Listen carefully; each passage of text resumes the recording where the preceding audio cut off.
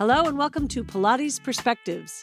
It's Joy, and today we have Nora St. John to talk to us about Pilates for care of health, how Pilates can support overall well-being, longevity, and physical health outcomes.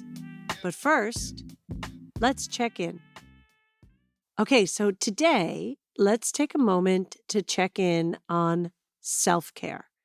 Self-care has become a big buzzword, and in today's culture, it often brings up images of candles and bubble baths and skincare. And while all those things can be lovely and relaxing, they aren't needed to actually take care of ourselves. Take a moment to think about your relationship with yourself. How do you take care of yourself? Do you have a routine that you follow? Is it something that works for you, or is it something that you might want to change? What about the seemingly small things like getting laundry done or brushing your hair, which are all ways in which we take care of ourselves? For me, it's my little morning ride pre-dawn to my favorite coffee shop. Do you have a movement practice? With your current schedule, is there a way that you can add more time for yourself? And what could that look like? If there isn't time or energy, and you're certainly not alone in that case, is there a way that you can infuse a little extra care into your day-to-day life? Maybe that looks like a pick-me-up playlist during your commute, or maybe it's trying out breath work that we've done in prior episodes. The process of taking care of ourselves can be complicated, especially when we have responsibilities, deadlines, and obligations competing for our attention. Care of health is one part of care of self, and carving out a moment to check in with me is just one way that you can care for you. Thank you for taking that time. I'm very excited. We have Nora St. John, founder of the education program at Balanced Body and creator of Pilates on Tour events. Pilates instructor, acupuncturist, and massage therapist, Nora has a rich history of movement education and instruction dating back to her time at St. Francis Memorial Hospital. Her current focus is on the Advanced Movement Principles curriculum. You can find Nora on Instagram at nora.st.john, JOHN.7, or on Facebook at Nora St. John.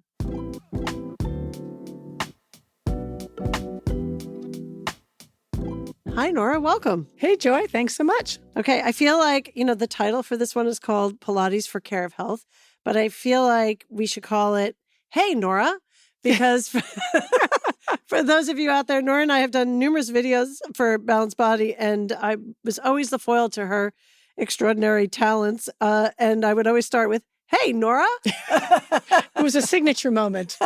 Yeah. Well, welcome, Nora. It's really exciting and very, very happy to have you here. Today we are talking about this idea of Pilates, and I love this phrase, for care of health. Mm-hmm. What is, when you hear that phrase, what does that mean to you? When I think of care of health, I think of creating resilience, being able to do what you want to do. I was thinking of what is the definition of health, Right. Yeah. And when I think of the definition of health, I often think of it as allowing you to do what you want to do when you want to do it with as much grace and ease as possible, right? So care of health is doing what you need to do to be able to accomplish what you want to accomplish in life. Right. And that varies for every individual, wherever they are on the lifespan, right? And also what it is they choose to do with their time and energy. Exactly. I mean, I was thinking, oddly enough, of Stephen Hawking, right, who had ALS until most of his life, and wasn't ostensibly healthy, but was extremely able to do many of the things that he needed to do. And it just was an interesting way of thinking about that definition of what is health. What is health? Right. Is it being physically perfect, or is it being able to do what you want to do? And do you think the definition of health is any different than the definition of wellness? They sound different. They do sound different. Right? Health sounds technical, medical, right. And wellness is like aromatherapy, right? Yeah. Like good smells, good feelings. Yeah, a little less technical, a little fuzzier. I think I know the story, but I think it would be great to share the story. Like your first experience with Pilates, like what was that like for you? And did you even know it was Pilates? Right. So my very first experience with Pilates was I was a dance student. Actually, I was a biology major and a dance student at UC Santa Cruz. Which is I would say, a very interesting pairing, but not uncommon, I think. No, and certainly made sense for the rest of my life, which I'm sure some of you know the story of. So I was in a dance class, and in 1970, either 1979 or 1980, like it's a long time ago. And the teacher, Ruth Solomon, at that point, did basically, it was a 2-hour dance class who did about a 45-minute warm-up. And that warm-up was Joseph Pilates' basic 34 exercises, 100 roll up, roll over, etc., like the full series from Return to Life. She never called it Pilates. Never called it Pilates, even back then, huh? Nope, she never did. And in fact, Or at one Contrology. point, or Contrology or anything else. Yeah. I mean, at that point, she basically, at one point, we've made a video, and she basically claimed it as her own work. Oh, interesting. Which was interesting because, again, I didn't know any of this until I started at St. Francis in '89 and saw the Philip Friedman book. And I was like, oh, this is what I've been doing all this time. Oh, interesting. Well, I've heard many stories in the early days of people taking these classes and these warm-ups and not realizing they were doing Pilates, but it's interesting that you actually got an exposure to the original 34 pretty straightforward. Yeah, it really was. I mean, it was just the classic. It was exactly the repertoire, and it was exactly in the order that it's been taught in. Did anything surprise you, like when you were doing these warm-ups? Was there anything about them that interested you back then? I've always enjoyed just the complexity of movement. That it wasn't, like being a dancer, it wasn't standing up and doing pliés and tendus, basically, or, jazz-oriented warm-ups. It was more physical, not more physical, but it was just different. It was a lot of spinal movement, more than in most things that you would run into, which is certainly a thumbprint, if you will, of Pilates, or a real, feature of it. All right, so fast forward. So now it's what, 8-9 years later? Yeah. And you end up in St. Francis. So how does that happen? So I was dancing in a dance class, which I was really not enjoying, to be honest with you. And I did a little jump, and I heard a little crack, and I broke my sesamoid on my foot. Yeah. And was like, oh, that doesn't sound like a good idea. Ended up at St. Francis Hospital because actually, Ruth Solomon, who I'd studied with at Santa Cruz, referred me to them. And I went and saw the podiatrist, and they said, oh, yeah, you fractured your sesamoid. And is that a common injury for dancers? Not really. Oh, it was a little weird. I mean, it happens, but it was a little weird. I'm not sure quite why that happened. And they basically said, well, here's the thing. You can have surgery, which is foot surgery on a kind of sensitive part of the foot. So it sometimes works, sometimes doesn't. Or you can kind of wait till it heals and basically, pad it essentially for a while. So I took path 2, figured that was the end of my dance career, which it was, and then started at St. Francis as a rehab client.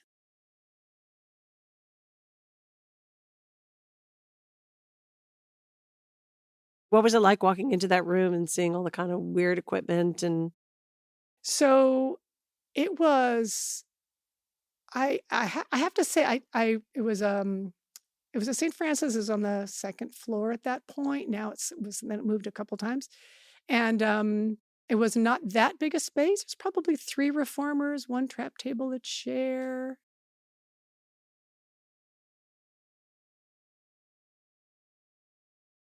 And it was like, okay, this is interesting and novel. And then going through the sessions was just fascinating, honestly. It was so different than doing something like, an aerobics class or a dance class or something like that, where it's just step, kick, or whatever. Right. I loved the complexity of it. I loved the sensations it gave me in my body. I loved that I could access things that I had never really been able to access as a dancer, and like, oh, that's what it means to rotate. That's what it means to do this. So I really loved it. Somewhere in there, where did it click for you that this is something you wanted to pursue? It really wasn't. Let's see. I was there for basically 2 hours a day for about 4 days a week for a while, just because I couldn't dance, and they had a dancer special for $10 a session or something like that. And at a certain point, it was like, this is interesting. I wonder what it would be like to do the teacher training. And So I started to pursue the teacher training, which at that point, I think Elizabeth Larkin was offering a teacher training at St. Francis. And so I'd applied for the teacher training. And then right around that same time, Patrice Whiteside, who was the current director of the program there, got pregnant and went on maternity leave. And they kind of said, oh, we need somebody to teach. And so they really just said, do you just want to teach? And I was like, you've been here for a while. Yeah, You've been watching everybody. You look good. Come on. Show up. So I was like, okay. So I never did end up taking a teacher training program. Oh, interesting. Yeah. Interesting. So they just kind of said, oh, hey, kid. Yeah. You're up. Threw me on the floor. That's crazy. I was an apprentice. I mean, we had a lot of conversations. So, I would sit down and talk to Patrice, and she'd tell me how she worked with knees and how she worked with feet and how she worked with different conditions. I knew the repertoire because I'd been doing the repertoire. And that was that.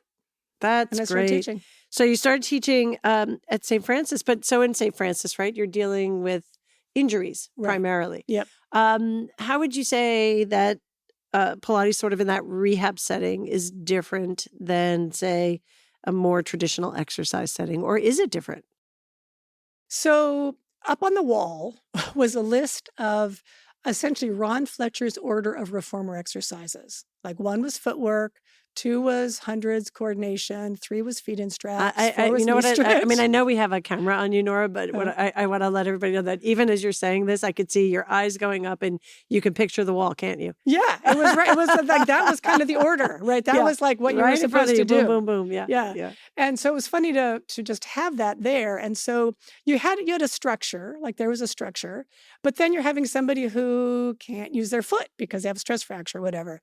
So we learned the repertoire from Ron originally, and then also from Romana, from Carolla, from Eve Gentry, from Michelle Larson. So all of them kind of came through St. Francis around the time I was starting to teach. And so I learned the repertoire from all of and Carolla actually, from all those perspectives. And so then it was like, okay, well, I know where I'm trying to get to. I'm trying to get their legs warmed up. I'm trying to, work their calves. I'm trying to stretch this out. How can I do that with the tools I have at hand? And keep them safe. Right. And that was where we had to approach most clients. So you're thinking, okay, what modification of footwork can I do? What modification of some version of abdominals can I do? Right. So that was really what we thought. From the very beginning, there was a level of creativity. Yeah. Had to be. Had to be. There did. Everybody had some limitation you had to work around. So you worked, you had sort of the elders coming, the quote, unquote, elders, first generation teachers coming in and workshopping with you guys and teaching you guys. What was it like learning from them? And did you have a sense back then that you were sort of learning, like you were in the midst of history at all? Not at all. I mean, we were, in 1991, I think it was, Ken, there was a workshop at in Santa Fe at Eve Gentry's studio. And I think at that point, Ken's mailing list was like 150 people. Right. So no, this was a completely obscure, unknown, God knows what we were doing, little group of people doing something. Like really, it was that obscure. Right. So I had no sense of that. I did, however, have a really strong sense of the power of each of them as teachers. Almost everybody we worked with had been teaching already for 10 to 15 to 20 years at that point. Right. And you just saw that. And they were all movers, and they all had a profound respect and interest in movement and the complexities of movement, and really brought that to their teaching in the various ways that they did. So it was pretty awesome. It's just awesome to learn from them, honestly. Right.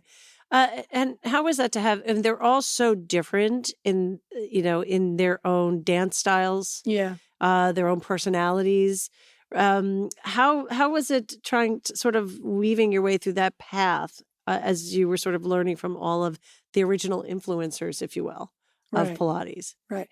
So one of the key things was everything that I learned from everybody, there was mostly overlap. Mm-hmm. The footwork, feet and straps, the repertoire was the repertoire. And it didn't really change much from teacher to teacher. What changed mostly was the preparatory work. So, for example, learning Eve Gentry's whole pre-Pilates work, essentially. Learning some of Romana's pre-Pilates work. She didn't do much of it. She resisted it, but she taught us some of it. Learning some of Carolla's hands-on work.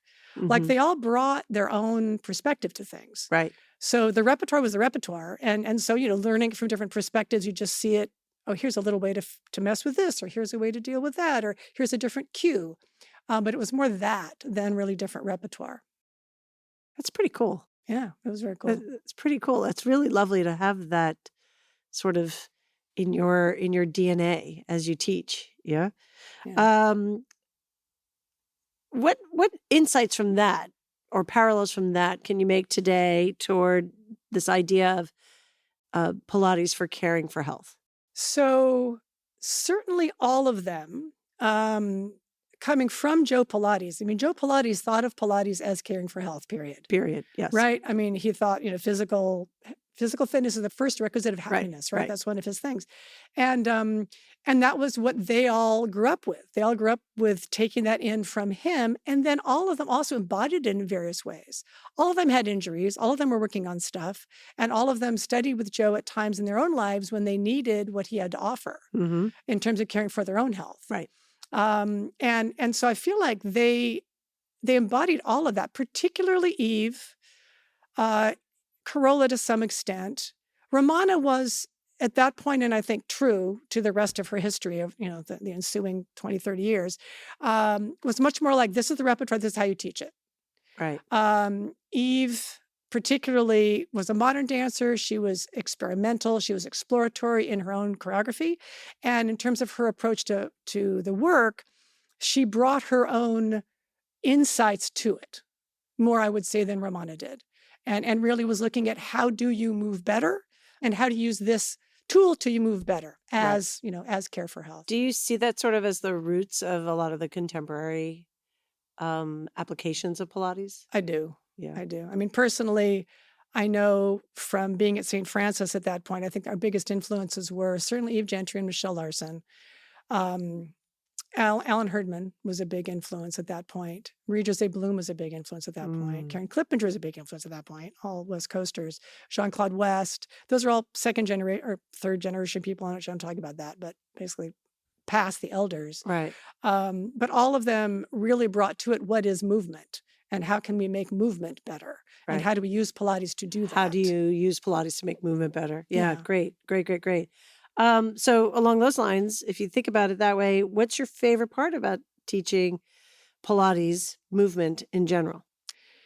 My favorite part is problem solving. Always has been. I'm not somebody who can teach the same thing every day, ever, never. I know, right? Like you get up in the morning, you're like, okay, you know what? I'm tired today. I just want to go through the list of exercises. And how far do you get, Nora? 3. Yeah. Maybe 4. Maybe 5. And then you're like, that's really no, it. And then I'm going to go over here. And then I need to do something else. Yeah, exactly. And that's always been my approach. But it's also, the moment I started teaching, I had to deal with things. Like I distinctly remember my first 2 clients. Okay, my first 2 clients, it was a duet. It was 2 students from School of San Francisco Ballet in the 6th form. So they're the final, graduate years. And they had, one of them needed to work on turnout because she didn't have sufficient turnout. And the other one had a stress fracture in her foot. Oh, and you did them as a duet. Yeah, because you did. Because, I mean, that's how St. Francis did not have privates. We ran it all as a gym setting. Right? Have at it, kid. Yeah, seriously. Talk about the deep end of the pool, man. It was the deep end of the pool. It was learning as you go, triage. But, I remember them. And it's like, so footwork. Okay, well, you've got a stress fracture in your foot and you need to work on turnout. So immediately you have to modify, adjust, work on specific ways to get those things working. Yeah. And that was how we worked from day one.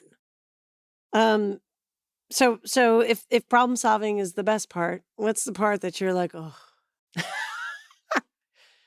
or is there?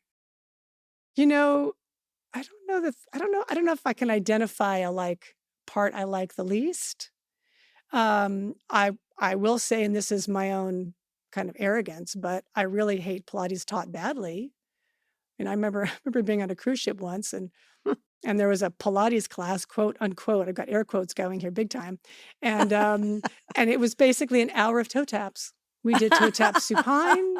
We did toe taps from a bridge. We did toe taps standing. And it was an hour of toe taps. Yeah. So that was not my day of a good time. I did an hour of toe taps. In terms of wellness, right, or people being healthy, one of the most important things that comes out in the literature is consistency. Yes. But I personally think people then get confused, and they think that consistency means they must commit an hour a day for every day, and it becomes impossible, and then people fall off. How would you encourage people to incorporate a practice like Pilates into their lives? So I think there's a lot of ways to talk about that, but I think in terms of, I'm talking about Pilates as a movement practice, right? As opposed to necessarily going to a studio and working on a machine, because there's limitations there in terms of availability and price and all that stuff. So when you think about how to incorporate movement in, I've actually been working on this a lot with my advancement principles groups, and that is like, what are, let's say, first identifying the few things you really want to focus on, whether it's mobility, whether it's strength, whether it's cardio, whether it's endurance, whatever. And then make a 20-minute program, even a 15-minute program that addresses that thing, and write it down. And then put it somewhere where you see it all the time. And some of this is working with Pilates teachers who, as you know, do not always practice what they preach. Oh my God. Well, we become teachers because we love it. Yes. And then you give it away all the time. Yes. And then you come to the end of your working day at your studio, and all you want to do is go home. I know, you're like, bye. And they're all like, we feel great. And you're like, great. I'm glad for you. Bye. So you tell them to write it down and just put like 15, 20 minutes into their day. Yes. And also to identify the key things that they need to work on. So I don't know about you, but when I go to do a workout, I can certainly fall into my habit of whatever the 5 or 6 or 7 or 8 things are that I usually do and can do without thinking. But that often means that I'm doing what's easiest for me, what I'm successful at, all that. So, the goal for me with that was like, okay, what are the things that I don't focus on that I need to? And maybe it's, a gitchy knee. Maybe it's some stiffness in a hip that I just need to work on every day, because if I worked on it even 3 times a week, I could make progress instead of just living with it. Right. So somebody's identifying those things that are just annoying and then trying to really find a way to address them, and then just focus on addressing them. I think that's fantastic. And I actually think if we all would just incorporate 15 to 20 minutes, I mean, actually you did the original 34. The original 34 could be done in like 12 minutes. If you go right through one to another, it doesn't take you that long. It doesn't take you that long. And No. if the intention was that was supposed to be your warm up, what a great way to start your day. Exactly. And then if you can come up with a version of that for yourself, right? That's fantastic. And I agree with you. I think that's really the way people should think about incorporating the practice of Pilates into their routines. So here's a thought. We say care of health. I love this word, healthfulness. What are ways that you think Pilates is uniquely helpful in supporting healthfulness? I've been thinking about this a bit for whatever reason. I was just thinking of Pilates and health and why it's different than other physical modalities, why it's different than personal training. It's different than, all the other many things that are out there. And I think for me, it's because healthfulness has a 3-dimensional quality. It's not just cardio. It's not just flexibility. It's not just strength. Right? It's how do you integrate movement to provide functional abilities that you want to improve, right? So integrating the legs and the torso and the upper body, working on rotational moves, working on how do you actually get the whole body working better together. Right. And that's something I still feel, having studied a lot of different things, that the Pilates is somewhat uniquely good at. Yeah, it's like it creates the foundation for all the other things you need to do. Yeah, or hope to do. Yeah, and it does it by it has many ways to address anything. Right, the environment is complex enough that you can address it at a simple level. You can address it at a more complex level. You can start with just the torso and add the legs and add the upper body. Yeah. Right, there's all these ways to layer and to build up skills. And I feel like Pilates is so good at that. And I think for healthfulness, it's often skill development that I'm looking for. Skill development. I mean, I think that's really key, right? In the literature today, there's lots of talk about motor learning and neuromyofascial, techniques, and really it comes down to skill learning, right? Like there's an element of learning, and then there's imprinting, and then strengthening, and that's kind of built into the system, isn't it? Well, I think it is. I mean, again, having taught Pilates for a long time now, I do find some couple limitations, particularly in terms of rotational integration, that kind of thing. But as a system, I just really don't know of a better one to develop an integrated understanding of how to move the body better. Yeah. So you mentioned the advanced movement principles. So you created what is sort of like a master's degree for Pilates in this curriculum. How does that relate to healthfulness? One of the things that I certainly have learned over the many years that I taught, particularly that I taught in a therapeutic setting, if you will, was just some ways to think about movement and to think about um, rehabilitation, post-rehabilitation, however you want to put that, and how movement can impact that most effectively. Hmm. Because of the way St. Francis was set up, it really was a triage situation. You'd have 4 clients, all of them had injuries. You'd be responsible for all 4, and in that area to keep them all moving and all safe. Right. So you kind of learn, okay, I can't do this here, I can't do that there. I've got to focus on that, and you get kind of a very quick way of thinking in your mind about how do I problem solve for these particular conditions. Right. Advancement principles is really a compendium of that. Here are some ways to assess things quickly, identify the potential problem, and then identify the movement solution, right? Because we're not manual therapists, we're not surgeons, we're not other things, Right. but we're movement people. Right. So what's the best movement solution for these common imbalances, issues, injuries, etc.? So Nora, movement solutions. So how is that? Because we're not physical therapists, right? Um, how does that differ, say, than manual therapy? Um, you know, Movement solutions are what I think provide us the tools or the steps to integrate, let's say, a change that was done with manual therapy, like a Uh-huh. release of a tight area or a change in a alignment of something, into functional movement. Like Mm, movement is that bridge between therapeutic work that's done, whether it's surgery or physical therapy or manual stuff or whatever, and being able to actually move in life. Right. And so many, especially I'm thinking primarily orthopedic things, but there's a lot of neurological things as well that really benefit from having a how do I do this? How do I do this in movement approach? How right. do I walk again? So sort of like taking treatment Yeah. and making, stretching that into real life Yeah. functional scenarios, Yeah. right? How Exactly. the body's got to perform in the real world. Right. Yeah. That's really cool because that's really is kind of where we live. And that totally is within a scope that is not only appropriate, but wide. There's a lot of ways you can go. I Yeah. mean, movement is movement. We do Yeah. it all the Yep. time. Right. And that's kind of what I love about it is I feel like if this is my playground, if this is my sandbox, pretty big sandbox Yeah. that I can play with, Um, so at what point, Nora, did you go from St. Francis and then you ended up owning a studio, Mm-hmm. Turning Point? Yeah.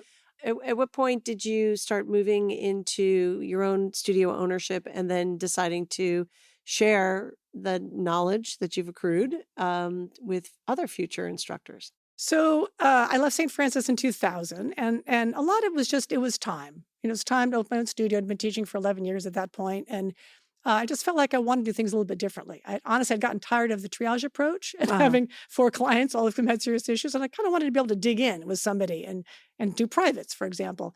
And so opening the studio, the St. Francis was like, well, we need to train our instructors because there was people replacing me and replacing somebody else who was coming with me, my partner Naomi Lyserson at the moment. And I said, okay, well, I'll start a teacher training program. So I did.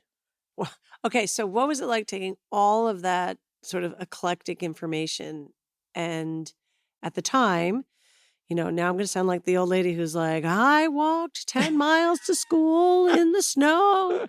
But at the time, there were no manuals. No, We there's no were all nothing. writing stick figures, Yes. right? You were lucky if people even used names of exercises, Right. Yes. So what was it like to sort of compile all that information and actually create a usable, reproducible manual? So there's a few things that came up around that. One thing was I took I took a teacher training program at that point with Core Dynamics with Michelle Larson, and went through her teacher training program just because I thought it'd be really fun to spend some time with her and to spend some time in Santa Fe, which is a beautiful place. So I had a great time doing that. And she reminded me and put me back in touch with the traditional repertoire as she'd learned it from Eve. And that was just a really very refreshing in terms of remembering all that stuff. Again, I'd been teaching it in various forms for a long time, but because of the rehab environment, I'd wandered off that a little bit. So that was one inspiration.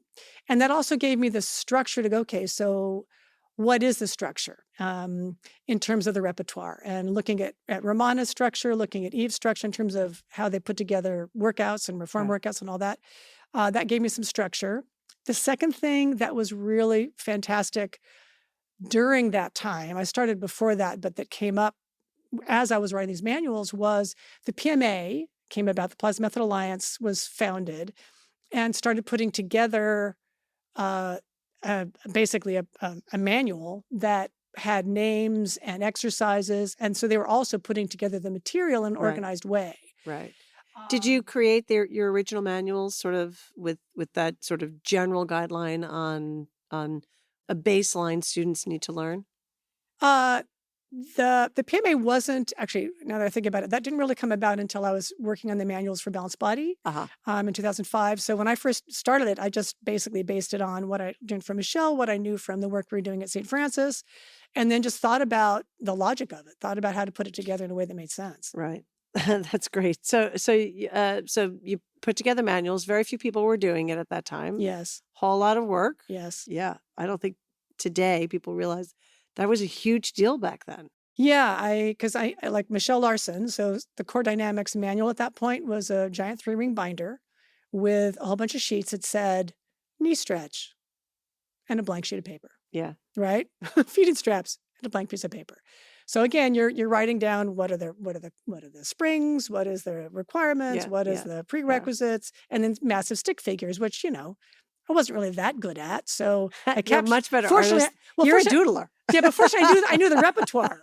So I didn't really need to, stick figures weren't as necessary because I'd been teaching for 10 years, right, at that point. So let's talk about today. Today, one of the things that we're seeing, right, is certainly group performers on the rise. Yep. Between Instagram and short form workshops and teacher trainings, students are sort of in a funny way doing similar, right? They're kind of eclectically learning from teachers that they come across. Yeah. What would you say to the student today on the value added to actually taking the time to learn the Pilates repertoire and to do a Pilates teacher training course of study?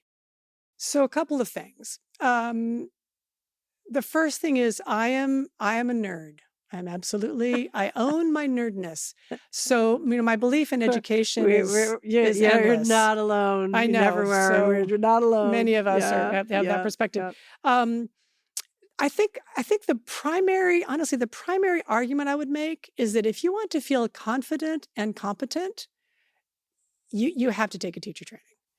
Mm-hmm. The thing that I find all the time when I'm out there talking to students or talking to instructors is they lack confidence and competence. Mm-hmm. They're teaching what they're supposed to teach, and they've got a list, and they kind of do what they're supposed to do. But I really feel like so many of them just have an insecurity that's kind of profound, and that's just because they don't have enough of a grounding in what they're doing. Like it's true for anybody that doesn't have a deep understanding of what they're doing. The teacher training. On the other side, Pilates can be, if you're interested, really interesting. Right. It's complex. It's got a lot of nuance to it. It's got a lot of different levels and different ways you can approach it, different uses for any exercise. And if you can get into that, it's exciting. And again, for what I still think of as probably the 5 or 10% of instructors out there who really take this on as a career, like you need that.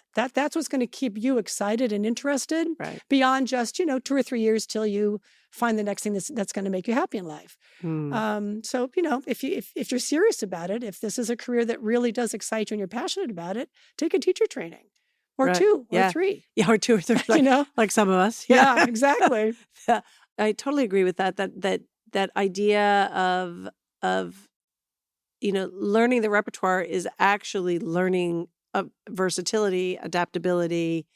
You might be learning sort of a fixed amount of exercises, but learning the method that the equipment was originally intended for. Right. But learning the method really ultimately opens you up to the critical reasoning.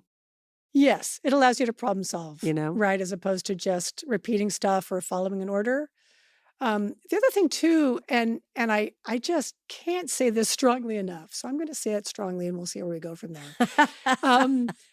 Having taught for many, many, many, many years, there are not that many students that I've run across who really need the excitement or the drama or the 800 different versions of an exercise that Instagram now provides. Yes, there are. You mean clients, right? Yes, clients, right. Yes.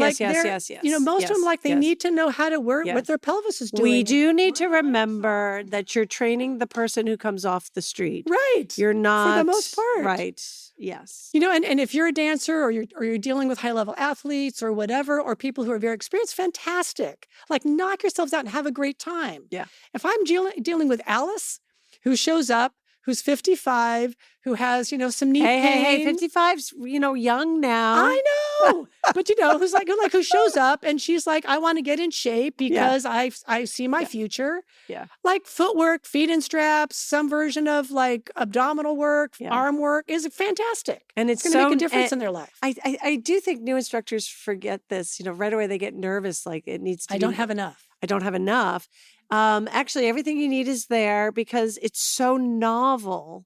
Yes. To the client. Yes. Right. And it's novel for a long time. Yeah. It's the reformer is not super intuitive to the client. So it is enough. And not only is it enough, it speaks to the body in such a lovely way. So we don't need to impress the client. The work will do it for you. Right. And it will. And that's also where, honestly, teacher training comes into play. Because if you have 7 ways to say, get your shoulders out of your ears or engage your abdominals or line up your legs, if you've got many, many tools to correct them and to get them paying attention and being aware in their own body, because that's where change happens, and you can focus them in on what they're doing. If you can do that, you can teach them the simplest exercise and make it meaningful to them. But that's what takes the skill and takes the experience. Today's episode is supported by Balanced Body. If you love the roots of the Pilates method and appreciate smart innovation, Balanced Body speaks your language. Our equipment honors the intention of the original designs while embracing modern engineering and manufacturing methods. The result is apparatus that is intuitive to use and opens up new ways to teach, explore, and progress. Take a closer look at Pilates.com. So let's cycle back to this idea of caring for health. So as you're teaching teachers, what are some of the key or the most important ideas to instill in them for what they're about to impart on their clients? Several things, and I think this has maybe even changed over time a bit. So I would say the first thing is pay attention, is who's in front of you. And if you can, and this isn't always obvious, and it takes some time with clients to figure that out, what is the most important thing to provide for them? Maybe it's a supportive environment. Maybe it's a sense of safety. Maybe it's hip flexor mobility, right? Like what are the important things to provide for them? And really be clear on that. Be clear on what you're trying to do for them. But a lot of it is pay attention. It's if you're aware of what's happening and you can tune them in to paying attention, that's where change happens for both you and for them. Right. So what I hear you saying is tuning them into their own body, creating awareness and strengthening in that space, which again speaks to what you were talking about earlier with movement as that bridge and that, or that link between rehab and actually real life. Is that? Yeah. Yeah. Yeah. I think awareness, the awareness for me, I remember leaving my first session and being like, did I just have a carnal experience? Like it was so like mind blowing and fantastic. Right. It isn't so engaging. It was right so, on so many levels. It was so physically engaging. Yes. Right. Yes. There's power that like it's empowering to the individual, but there's a great strength in that. Absolutely. And sometimes I think with Instagram, it's like, whoop, we want to bypass that and just go to like whatever that beautiful thing is. Right. And because trust me, I didn't do anything beautiful in that first session. Right. Yeah. No. I mean, I did footwork, Venus straps. Right. Yeah. Exactly. I did try short spine. I was like, woo, this is cool. This is fun. This feels good to be able to do this with some support. Right? Yeah. Yeah. That awareness piece, I think, like that was the thing that I think lit up my brain. Me too. I mean, that was the difference for me because I really distinctly remember towards the end of my dance career when I was kind of transitioning from being at the university to dancing out in the world, I'd go to like aerobics classes basically. and I thought, oh my God, step. There's no cueing. There's no nothing, right? What was it? Grapevine. Right. Like, okay, that's fine. I was bored to death. Yeah. And my first Pilates session was like, oh, what's happening in my right hip? What's happening in that foot? Like that was, right. The mind-body connection. You're like, oh, that's showing up again. Right. In a different, So that mind-body connection. How important would you say the mind-body connection is in healthfulness? I think it's critical. I mean, I think about so many clients that I worked with, and those that took it on, like those that took on their body and whatever was happening in it, and paid attention and made changes based on their own awareness of what was happening. They improved. They got better. And then there were those that just did not take responsibility for anything. I think of one client particularly, who's always in mind when I say that. Comes back to you right away, right? Man, there's, like 15 years later, I'm working for twice a week for 15 years. And it was still like, what do you mean by lumbopelvic stability? I'm like, really? Really? Yeah. But for 15 years, something you did mattered. Right. Exactly. So I was doing something, but clearly not at the level I was hoping to do. Yeah. I wasn't making the fundamental change that I was hoping to. Yeah. No, I understand that. Yeah. So, our clients leave, they always feel better. It's one of the hallmarks, right, of a good Pilates session. It's client-centered and they feel better when they walk out the door. So we touch people's lives. Yes. Right? Yeah. And in a positive way. In today's world, we can all agree that's a fantastic thing. That's a useful thing all by itself. I think I did the math at one point, and my math is probably about a year and a half old, which was that the teacher training you created, which is now 20 years old, right? This is like the 20th anniversary of Balanced Body Education. And all the educators in the world that are teaching the education. And I did like a very conservative number and it came up to something like 850,000 lives touched right through to the client, right? From creating a teacher training manual to an educator, to a student, to a client. So we might be over 1 million. I think we probably are, given the numbers in Pilates this period of time. I think so. Well, honestly, how does that feel think about those beginnings, right? You broke your sesamoid, you're sitting there and you think your life is over, to having impacted that many people in a positive way around caring for health. Honestly, it is, it's a blessing I never thought I would have. It makes me incredibly humble and I can't really take that in, to be honest with you. But, I traveled around the world and I see the impact I've had. I see the impact that Balanced Body Education has had on allowing people to create businesses that are successful. and then allowing them to do work in the world that is positive. Mm. You know, like we get to, and I say this all the time to instructors, I say, you guys get to be a light in the world. You know, you're not creating icky meanness. You're creating Right. kindness and Kindness care and care. and health Yeah. and, you know, wellness and improved Right. lifestyles And you're passing that qualities. on and inspiring others. Yeah. And I mean, what a blessing is that, Yeah. you know? So if everybody out there who I've touched feels like life is better, then I've done an amazing job. So with that intention, then going back to this concept of the spaces that we create, the movement as that bridge, with that intention in mind, it's really empowering for the aspiring teacher Mm-hmm. to know that that this piece, this intentional piece, which is sort of, I call it the mind-body teacher connection, right? Yeah. We want our clients to have an experience, but we also have an experience with the work, Yeah. right? Yep. And if we come at it with that intention, then that also will help with the confidence and competence and, you know, the sense of I belong in this space teaching this person. Absolutely. You know? Absolutely. So it's like this idea of health, we're all intertwined in it, We are. Absolutely. you know? And I learn as much from my clients as they learn from me. And I Yeah. always say that.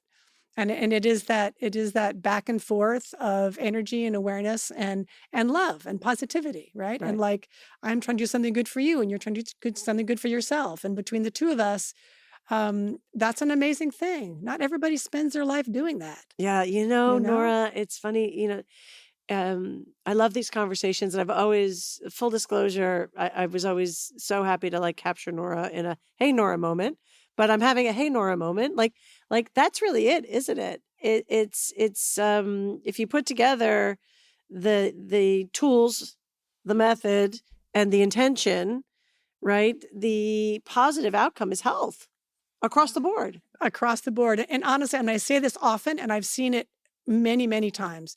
Pilates is in many ways a system, however you express it, is so powerful that for the most part, anybody who experiences a Pilates session is going to come out better for it. Right. Like, yeah, there's going to be exceptions and there's going to be things, but I would say 99% of the time, they will come out better. You know, I really believe in expansion. I think you certainly were in it at least 10, 12, maybe 15 years before I was. And I got to sort of ride that first boom in the turn of the century, right? Mm-hmm. And now we're in sort of this second boom. Yeah. And so when I say this, I want to be really clear. I'm not afraid of expansion. Right. It's a natural part. What I am afraid of is expanding without that very thing that you just said. Mm-hmm. Right. Yeah. Expanding with this idea, the showing up with the intention of, sharing a good thing with people who will walk away better for it. Exactly. I mean, much like you, because I've seen so many people do so many things in a movement way, whether it's yoga teachers or it's personal trainers. There's so many ways to express physicality and to get better in a movement way, right? Whatever those tools are, that in some ways, I don't care what your tool is, like whatever tool works for you, fantastic, because there's many tools that all work. But if you can bring to it that belief and that intention of love, care, generosity, kindness, a hope for transformation, right? Like then do what you're going to do. Yeah. Remain ever hopeful. Yes, exactly. Exactly. Change is always possible. Oh my God. Yes, change is always possible. Well, what's the probability of that? No kidding. I have no idea.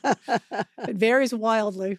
With the new curriculum that you're teaching, what are some of the things that are coming to you? The investment principles, a lot of what's really coming to me is it is so much fun to really dive in to the details in terms of assessment, in terms of specificity of movement and that kind of thing with teachers who are ready for it. Mm-hmm. So that's just been absolutely a blast because there's all kinds of things that I've always wanted to impart, and a lot of it is in the regular curriculum, the basic curriculum. But it all goes over people's heads, because until you have a place to put it, it's just words. Yeah. When you first learn it, you're just learning, right? Where do their feet go? Where does their butt go? Yeah. And how what many are the springs do I have? Where's Like, that? Yeah, that's it. That's enough. It's really not until you're practicing that you can see the periphery, right? And you expand into that space. Yeah. So it must be nice working with students, instructors now who are expanding into that space. And who also have, and as I say, the best teachers that take that course are those who have the questions now. Yeah. Right. They've worked through enough fellow stuff. nerds. They're fellow nerds, or they've got problems they want to solve for a client. Yes. They've got a client with something complex going on, and they've done what they can, but they've come up to like now what do I do? Mm-hmm. You know? So it's really trying to fill in those next step gaps. Next step gaps. All right. So what is your, let's do rapid fire questions. Yep. Got it. What is your favorite Pilates exercise? Teaser. Why? Actually, not teaser. Boomerang. Sorry. Boomerang. I love boomerang. Yeah. Especially when it's done. Because when I can do boomerang with like complete calmness and clarity, I feel like I have mastered the entire system. You know, if I can just do it and then stop and then take my hands back and then lean forward, let my legs go down. Yeah. If I could do it and slowly lower my legs, I feel successful. Exactly. It's like, if I can do that, then I'm organized. If I can't do that, then, I got some work to do. All right. So boomerang, what's your least favorite? Stomach massage. Why? For a long time, I had a really unstable SI joint, and nothing like putting your feet in that deep hip flexion and putting 4 springs on or 3 springs on, as I was taught it originally, and pushing back with all the load going into my lumbar to just throw my SI joint into chaos. Threw you into chaos. Yeah. So stomach massage was chaos for you. Yeah, it was never that much fun. The only way I could do it flat back, but I could never, round back was just. And then what about on the reformer, your favorite? On the reformer, my favorite, that depends on the day. It really does. I really have always loved the short box abdominal series, like all of it, the advanced versions, Climb a Tree, Spear a Fish. I love the complexities of all that. Baton. Yeah, it's just so much fun. Yeah. And to be able to get flexion and extension and it's just such a great spinal workout. Okay, your definition of Pilates. Oh, Lordy. I think for me, and I think I can own this now, my definition of Pilates is using the equipment and the method and the exercises that Joseph Pilates designed to create health and well-being. Okay. So why do you say you can own that now? I think there's been, as I'm sure many people out there know, such a thing between contemporary and classical, and now there's kind of like contemporary, classical, and 9 million versions of Pilates. I really see how I am grounded in Pilates. I am grounded in the work that he did. I'm grounded in the repertoire that I learned. I'm grounded in the work that I learned from the elders. Yeah. And yes, I do other things, and I play with the repertoire, and I make stuff up. But I also recognize that my roots are still in the repertoire. Well, I mean, you say you make stuff up, but do you really make stuff up, or is it coming off of a strong foundation? You're being creative off of a strong foundation. Yes. It's two different things. Yeah. I use the analogy like I was a piano player growing up, right? Yeah. And so, you learn scales. Learn your scales. Right? Learn your scales before you improvise. Yes. And I remember that display. I remember what was it, Cerny or something? Right?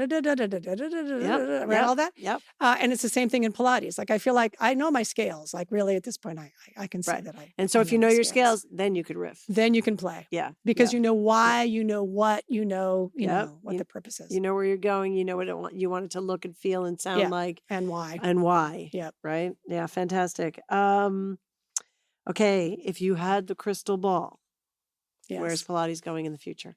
I think there's no doubt that we're in a bubble at the moment. And if this bubble could last for 20 years, it could last for 2. God only knows, right? I have no idea. And what's been really interesting to me is thinking about the movement field when I was starting out. My Lord, we were, maybe 12 years into Jane Fonda.